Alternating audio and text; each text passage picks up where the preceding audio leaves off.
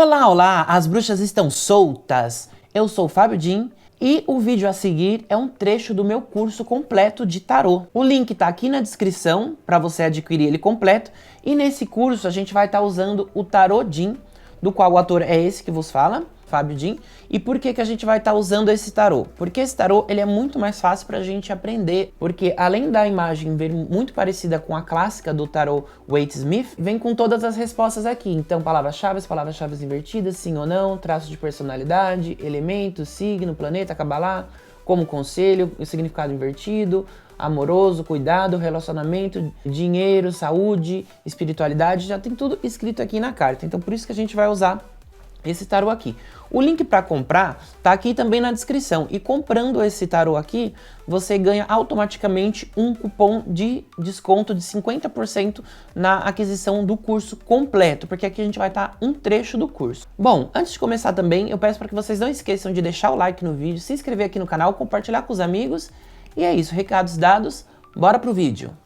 Neste vídeo nós vamos estar falando sobre 15 curiosidades muito interessantes sobre o tarô, então bora pro vídeo. A primeira curiosidade, que pode ser que algumas pessoas não saibam, é que o tarô mais conhecido, mais usado, mais popular no mundo hoje é o tarô conhecido como tarô de Waite, mas que eu chamo de Waite-Smith, e eu não vou explicar agora porque é a nossa segunda curiosidade, então por enquanto vamos chamar de tarô de Waite. Mas antes do tarô de Waite ser o mais popular, nós tínhamos o tarô de Marsella. Eu não tenho o tarô de Marsella, mas eu vou deixar imagens aqui dele para vocês verem. O tarô de Marsella, os arcanos maiores, né, as primeiras 22 cartas, eles tinham imagens representando cada carta igual a gente tem no de Waite. Porém, chegando nos arcanos menores, os 4 naipes de espadas, ouros, pentáculos e paus, a gente tinha apenas o símbolo daquele naipe multiplicado pelo número da carta. Então, por exemplo, 5 de paus, você tinha apenas 5 paus. 4 de espadas, você tinha apenas 4 espadas na imagem. E assim por diante. Então, era muito mais difícil de você conseguir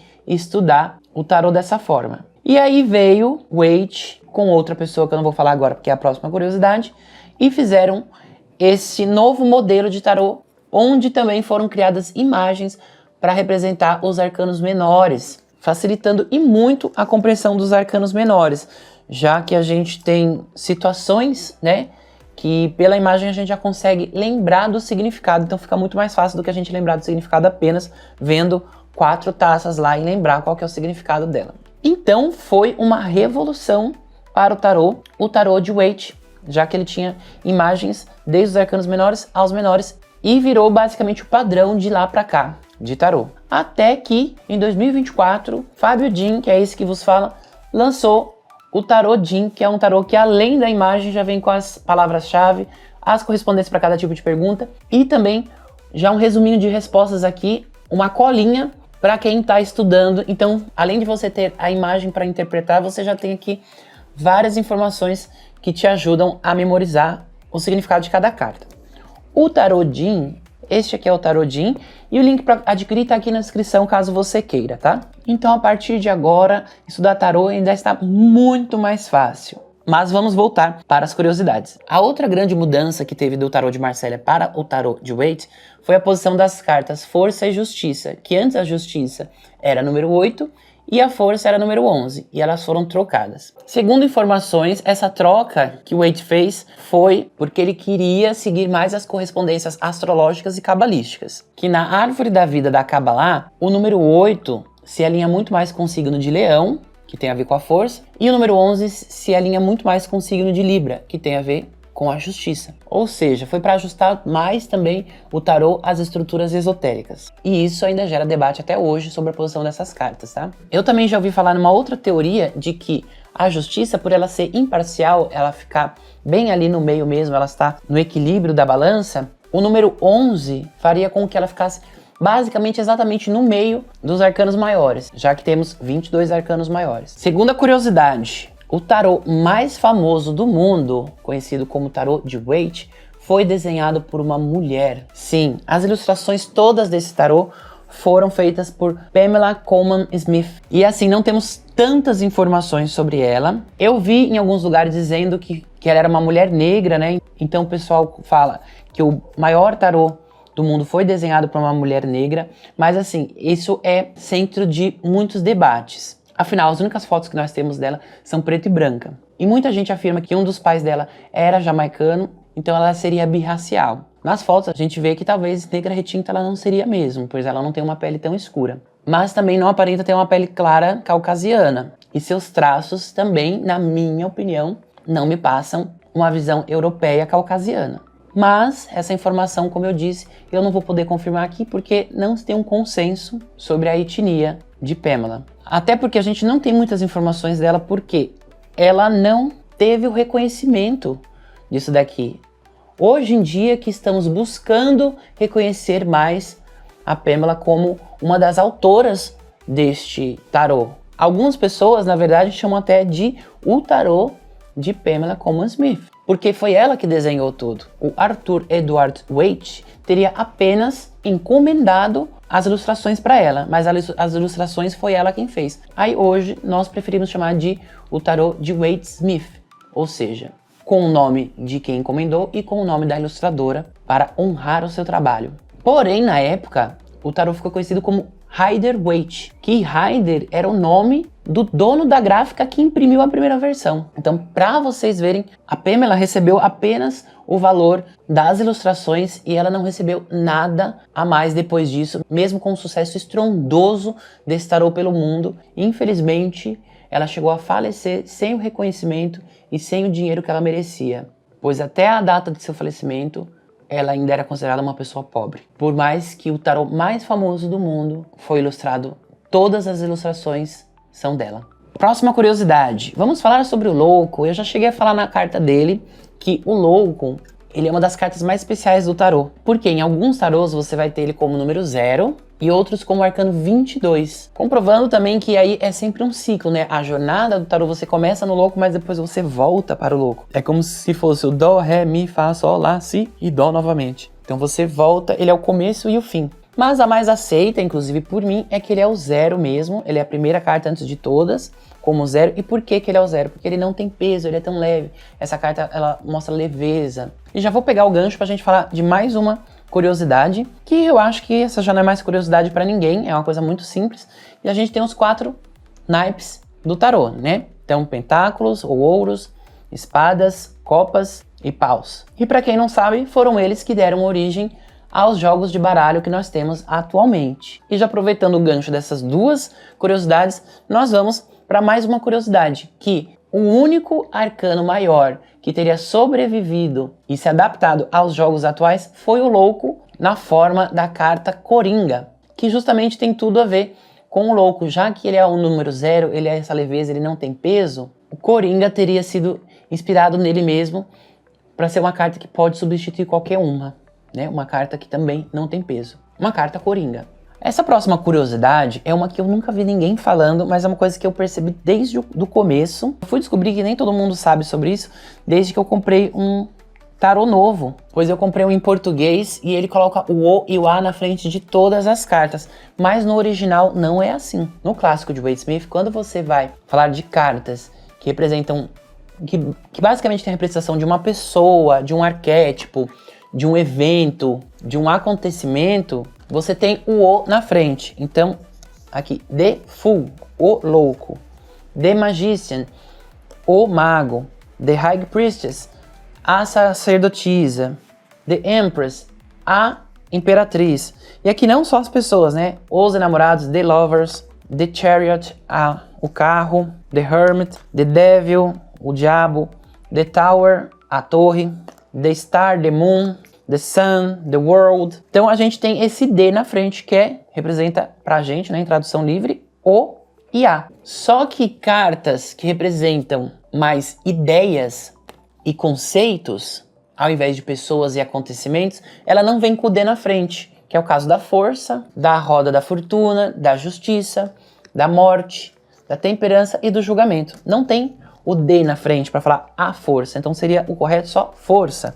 Só roda da fortuna, justiça, morte, temperança, julgamento, porque elas tratam de conceitos mais abstratos. E só para completar essa curiosidade, o Tarot Jin seguiu essa fórmula, clássica, original do Waite Smith, que a gente fala o e a para pessoas, acontecimentos e astros, mas para conceitos a gente não coloca o ou a na frente, a gente vai falar o nome direto, como esse caso aqui, da justiça, julgamento, força, morte, temperança, etc. Próxima curiosidade. Você sabe a diferença de tarô, baralho cigano e oráculo? Primeiramente, o que é um oráculo? Um oráculo ele seria um meio de você entrar em comunicação com o invisível, com o espiritual, o inconsciente, a intuição, forças superiores, então divindades, deidades, espíritos, e assim você pode chamar o que você quiser. Então ele serve para trazer conselhos, respostas, visões, reflexões, pode falar sobre o presente, sobre o que está por vir, sobre o que está oculto. A origem do termo vem do latim oraculum,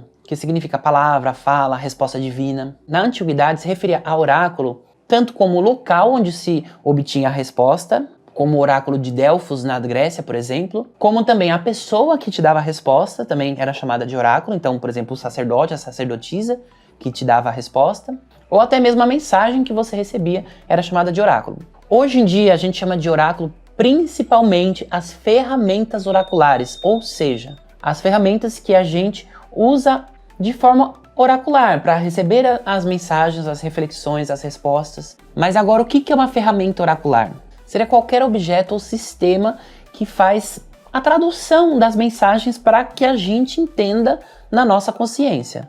Então, símbolos que vão canalizar essas mensagens simbólicas, essas reflexões. Então, digamos que ele é o tradutor. A mensagem vem codificada e ele vai decodificar para a gente. Então, ferramentas oraculares são o próprio tarô, baralhos ciganos, entre outros baralhos, cartas oraculares, que eu vou falar um pouco mais pra frente. Então, búzios, bola de cristal, pêndulos. Quem não sabe usar, a gente pode usar numa mesa e ver para onde que tá indo a energia. Folhas, pedras, espelho negro, runas. Por exemplo, aqui eu tenho algumas runas, ó, em pedrinhas. Tá vendo? O I Ching, por exemplo. A astrologia também pode ser considerada, de certa forma, uma ferramenta oracular ou linguagem oracular. Então qual que é a diferença de oráculo, tarô e baralho cigano? Então a gente já viu que hoje em dia a gente chama de oráculo tudo aquilo que canaliza e traduz as mensagens pra gente. Mas com certeza, de todas as ferramentas oraculares, a mais famosa é a cartomancia, que é a adivinhação, ou aqui falando de forma mais oracular, a ferramenta oracular através das cartas. E na cartomancia a gente tem vários tipos de cartas diferentes. O tarô, que é o mais famoso, como vocês estão nesse curso, vocês já estão cansados de saber que o tarô tem 78 cartas, sendo 22 arcanos maiores e 56 arcanos menores, dividido em 4 naipes. Então, todo tarô ele tem necessariamente que ter essas 78 cartas, sendo 22 arcanos maiores e mais 56 arcanos menores, sendo 14 de cada naipes, de As a 10, mais as 4 cartas da corte, Rei, Rainha, Cavaleiro e Pajem. Então o tarô, ele tem bem especificado quais cartas ele tem que ter, que são essas. Isso é a base do tarô. Tem menos carta que isso? Não é tarô. Tem mais cartas que isso? Tem um ou outro autor que coloca uma carta a mais, mas aí já é um tarô modificado, não é o tarô original. O tarô original clássico, tanto Marcélia, Waite e assim por diante, são 78 cartas, ok? O baralho cigano é um segundo baralho oracular, muito famoso da cartomancia, né? Depois do tarô, é o baralho mais famoso na cartomancia. E ele, similar ao tarô, ele também tem um número fixo de cartas e as suas cartas são sempre as mesmas. Então o baralho cigano ele tem 36 cartas e assim como o tarô, ele tem aquelas cartas que sempre tem que ter. Se não tiver elas, também não são. Então o baralho pode ter 36 cartas ou 78 cartas e não ser nem tarô e nem baralho cigano. Porque tanto o baralho cigano quanto o tarô, ele tem as suas cartas fixas, elas não mudam. Você pode ter várias versões de tarô e várias versões de baralho cigano diferentes. Tanto que o que eu tô aqui é o baralho cigano Jin, que ele é o mesmo esquema do tarô Jin, onde tem as palavras-chave, as correspondências e o resuminho das respostas para cada tipo de pergunta. Se você quiser adquirir, o link também tá aqui na descrição, tá? Do baralho cigano Jin, que possui as 36 cartas todas nesse formato aqui, que vocês já conhecem do tarô Jin. Então as cartas do tarô você já sabe quais são, que são as que a gente estudou. E do baralho cigano também tem as cartas específicas, como o cachorro, coração, anel, carta, cegonha, raposa, urso. Não vou entrar tanto em detalhes que não é o tema do curso, embora o nosso próximo curso vai ser sobre baralho cigano, tá? Que é um baralho que eu gosto muito. Então a principal diferença é essa, as cartas elas mudam, algumas cartas até o baralho cigano tem igual, a lua, o sol, a torre, mas são significados basicamente totalmente diferentes, tirando o sol que chega a ser bem parecido, os outros dois são bem diferentes do significado, mas o baralho cigano ele também é bem especificado e padronizado as cartas que ele tem. E aí a gente chama de oráculo qualquer outro baralho que não seja tarô nem baralho cigano, mas você pode ter outros oráculos diferentes. Eu vou fazer depois um vídeo para o meu canal no YouTube mostrando todos os oráculos que eu tenho. Mas aqui para dar um exemplo, eu vou estar mostrando o oráculo da deusa sombria, que também é de minha autoria. E o link também vai estar aqui na descrição para comprar caso você queira. Onde ele tem 52 cartas, vem com o livreto também, representando faces da grande mãe, né, faces escuras, deusas consideradas sombrias, etc. E cada uma delas já vem aqui o conselho na própria carta, tá? Então esse daqui é um baralho autoral meu, então é o oráculo da deusa sombria. Ele também serve de forma oracular para te dar conselhos, te dar reflexões, te dar respostas, mas ele não é no padrão nem do tarô e nem do baralho cigano, e não tem nenhuma das cartas de ambos. As cartas deles são cada uma deusa, então tem Lilith, Hecate, Kali. Então é um outro baralho, é um outro oráculo. Continua sendo da cartomancia, mas é um outro oráculo, é um outro baralho com cartas diferentes e respostas diferentes. Então, assim, tem infinitas possibilidades de oráculo. É a mesma coisa que você, gostei do tarô, agora eu quero fazer um pra mim, mas eu não quero seguir o padrão do tarô. Eu quero as minhas próprias cartas com outros nomes, eu quero a quantidade exata de cartas. Tem cartas com outros tipos de resposta que eu acho que vai ser mais fácil. Você pode criar o seu próprio. Assim como também você consegue com as pedrinhas. Enfim, são inúmeras possibilidades. Então, assim, só pra complementar agora, eu vou estar mostrando outros tarôs aqui pra vocês. Por exemplo, um tarô que vocês estão cansados de ver, que vocês viram aí durante o curso, que é o tarô de Ellen Dugan, que é um dos que eu mais recomendo, né? Que as imagens são bem parecidas com o tarô clássico de Wade Smith. Então ele segue tendo as 78 cartas, 22 arcanos maiores e 56 menores, exatamente o mesmo padrão, as mesmas cartas do tarô, só que a única diferença é as ilustrações, que ela fez diferente. Um outro exemplo aqui de tarô é esse tarô aqui que eu tenho, que é do Wise Dog Tarot, que é o tarô do cachorro inteligente. Então esse tarô aqui, ele é todo com imagens de cães, ó. O louco, o mago e por aí vai. Cada imagem, ele tem as 78 cartas, os 22 arcanos maiores, 56 arcanos menores, só que todas as imagens são feitas com cães de raças diferentes em situações diferentes. Eu quase cheguei a usar, na parte do curso onde eu ia mostrar ilustrações de outros tarôs diferentes, mas eu achei muitas delas muito confusas, então eu achei que ele é mais atrapalhar do que ajudar. Mas aqui tá uma outra perspectiva, tá? Pra vocês verem. Ó. É o mesmo baralho, só que com ilustrações diferentes. A estrutura das cartas, as mesmas cartas continuam sendo as mesmas, é o mesmo padrão. Então você pode ter tarôs diferentes, depois que você aprendeu, com imagem diferente. E a outra curiosidade que a gente tem, existem mais de 5.000 versões de tarô no mundo. E você vai achar tarô de tudo quanto é jeito. Então imagens mais minimalistas, com personagens de série, de TV, da Disney, dragões, de gatos, de bruxas e do que você puder imaginar. Mas como eu disse, o tarô ele tem a mesma estrutura de cartas, só muda as ilustrações. São os mesmos nomes e o mesmo tanto de cartas certinho. E aí só vai mudar as ilustrações. E a mesma coisa do baralho cigano. Eu também tenho uns 5 baralhos ciganos aqui. Eu gosto muito do baralho cigano. E particularmente o baralho cigano, cada carta, assim, por exemplo, o cão, então sempre vai ser um cachorro. Então o jardim sempre vai ser um jardim. O buquê sempre vai ser um buquê. O anel sempre vai ser um anel. Então, assim, pra você aprender baralho cigano, ele meio que não importa qual que você vai usar, porque eles são todos meio que um padrão, assim, não foge tanto de um original, um clássico. Mas também tem várias versões. Desde que tenha 36 cartas e tenha essas cartas certinha, o que muda é só a ilustração. E é isso, o oráculo, ele pode ter cartas diferentes, número diferente de cartas, ilustrações diferentes e passar mensagens diferentes. Aí depende do autor. Por exemplo, o meu, eu quis fazer um em homenagem às deusas que foram injustiçadas, deusas do submundo, deusas do inverno, anciãs, etc. Então são cartas totalmente diferentes do baralho cigano ou do tarô, tá? Próxima curiosidade, você sabia que os 4 arcanjos aparecem nos arcanos maiores? A teoria é que na carta da temperança nós temos o Miguel, do diabo Uriel, o julgamento Gabriel e os enamorados Rafael. Bom, eu não entendo muito de arcanjos, né? Não é muito minha área judaísmo ou cristianismo, mas fica aí essa curiosidade aí pra vocês, né? Então não vou saber explicar aqui o porquê que é cada um, porque não é a minha praia, mas fica aí de curiosidade. Próxima curiosidade. Segundo algumas pessoas, você pode descobrir seu arcano pessoal somando a data de seu nascimento. Então vamos supor que você nasceu 1/1/2000. Tô pegar uma data bem fácil para ficar fácil para mim. Então você vai somar vai somar todos os algarismos. 0 mais 1, 1. Mais 0, 1. Mais 1, 2. Mais 2, 4. Mais 0, mais 0, mais 0. Continua no 4. Então, o arcano pessoal dessa pessoa seria o Imperador, que é o número 4 dos arcanos maiores. E aí, se o número der mais do que 22, né, 23, 24, etc., você somaria. Então, vamos supor que o seu número deu 37. Aí você vai somar 7 mais 3, 10. Aí seu arcano pessoal seria a roda da fortuna. Só que assim, eu já vi duas visões diferentes. Eu também vi uma visão que, em vez de você somar todos os algarismos, você somaria o mês mais o dia mais o ano e ter o seu arcano pessoal. Então fica de curiosidade, eu achei esses dois sistemas de calcular seu arcano pessoal.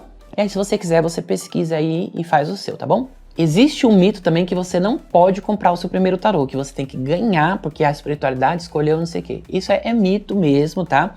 Até porque, por exemplo, quando eu comprei meu primeiro tarô, que foi o das Bruxas de Ellen Dugan, eu comprei esse aqui junto para dar para uma amiga que ela gosta muito de cachorro. Como eu disse para vocês, algumas imagens dele são muito confusas. Então imagina se ela vai tentar aprender o tarô através dele. O primeiro tarô dela é muito bonito, muito legal, muito interessante, mas é muito confuso. Então assim, não dá, né? O seu tarô, principalmente o primeiro, aquele que você vai aprender, que você vai se apegar, que vai fazer as primeiras jogadas, ele tem que ser um que você se identifique com ele, que você ache bonito. A gente vai falar isso como escolher o primeiro tarô, tá? Então não vou me aprofundar muito nisso, a gente vai falar mais pra frente no curso. Mas ele tem que ser bonito, ele tem que ser um que seja fácil a compreensão pra você. Então, o primeiro tarô, ele é algo muito pessoal. A não ser que a pessoa que vai te dar vá com você pra você escolher, aí beleza. Fora isso, não se preocupa com esse mito aí, você não precisa ganhar o seu primeiro tarô pra começar a aprender. Próxima curiosidade, o tarô não nasceu como oráculo, mas sim como um jogo chamado Tarok, no século XV. Vamos lá, isso também não é algo que é consenso entre todos os estudiosos, tá? Nós temos várias visões e várias pessoas falando da origem do tarô de formas diferentes. Então, só para deixar claro aqui, não é unânime, não é um consenso que ele seja assim. Até porque alguns vão dizer que ele era sim uma ferramenta oracular que se disfarçou de jogo para sobreviver. O que também aconteceu mais recentemente com os jogos de baralho mais recentes. Aí ele teria ganhado essa característica mais mística, esotérica, lá para o século XVIII. Então aí vem a nossa próxima curiosidade. O tarô já foi um jogo de diversão, um passatempo para os nobres italianos, o tarocchi. E só quem tinha status e nobreza que jogava esse jogo. Uma curiosidade, talvez não seja curiosidade para ninguém, é que baralhos foram queimados durante a época da Inquisição por serem associados às bruxas e aos pagãos. Agora, nossa última curiosidade é que o tarô é uma prática espiritual e esotérica, mas não tem relação com nenhuma religião. Então, o tarô ele não faz parte de nenhuma religião, apesar de muitas usarem, como a Wicca, na Umbanda, no Candomblé. Acredito que algumas pessoas do espiritismo, também não tenho certeza, que eu estou especulando, também usem. Mas ele não tem vínculo com nenhuma religião, tá? Então, quem quiser usar, está liberado, desde que não tenha preconceito. Gente, é isso. Chegamos ao fim de mais um vídeo. Eu espero vocês no próximo, onde nós vamos falar de mais um mito. Você pode tirar tarô para si mesmo? Espero você lá, hein? Bom, como eu disse, esse é um trecho do meu curso completo de tarô, tá? Do qual o link tá aqui na descrição. Lá a gente fala ainda mais sobre a combinação com outras cartas, a simbologia das cartas, além de formas de tiragem diferentes, preparação para a tiragem e também, só para reforçar aquele aviso do começo, nós usamos aqui o Tarot-Jin, né, do qual é esse que já vem com todas as respostas aqui na carta. E o link está aqui na descrição para comprar. Na compra desse tarô, na aquisição desse tarô, você ganha 50% de desconto, ganha um cupom de 50% de desconto na aquisição do curso completo também. Então tá valendo muito a pena. E também peço para que, se você ainda não deixou seu like, não se inscreveu aqui no canal, dê o seu like, se inscreva no canal e compartilhe esse vídeo com os amigos. E qualquer dúvida, estou à disposição, pode deixar aqui nos comentários e até o próximo vídeo.